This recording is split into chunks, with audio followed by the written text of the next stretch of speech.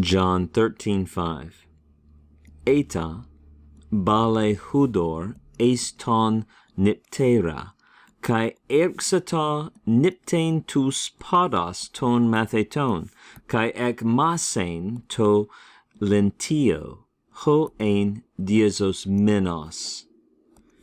We continue to read about Jesus here at dining with his disciples, this famous foot washing episode. We read, then, and you learned the verb balo is throw or cast, but obviously when it's followed by the object of water, and we're talking about a wash basin, it doesn't mean to throw water in the wash basin. It's to put or place or pour.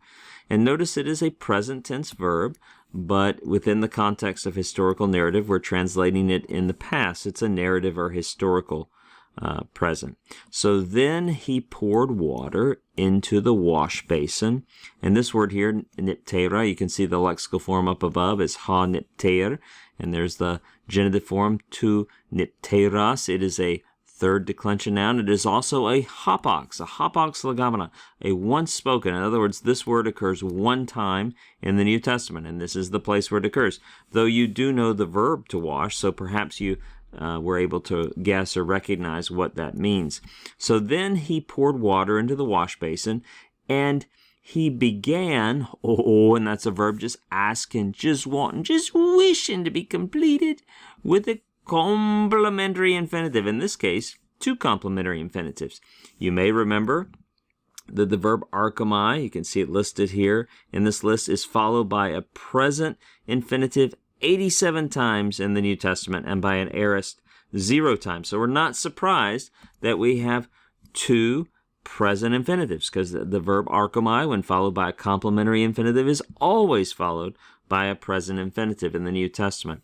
This first form here, this form of archomai, you can see a lengthening of the initial vowel where a sigma has combined. That is just an aorist middle indicative third person singular from the verb archomai, to begin, archomai. So he began to wash the feet of the disciples, obviously his disciples, and to dry, that is to wipe dry, implied their feet, with the linen cloth with which he was girded. In other words, the linen cloth which he had tied around himself.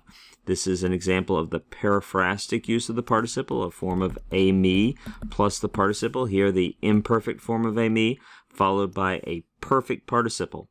Whenever you have a change on the beginning of a participle, it has to be a perfect participle. That men morpheme there, remember about men sitting in the middle of the pew, not doing their part, being passive, right? That's a middle passive participle sound unit right there, that men. So this is a perfect, and with verbs of like clothing, putting on, let's call it a perfect middle participle, nominative masculine, singular.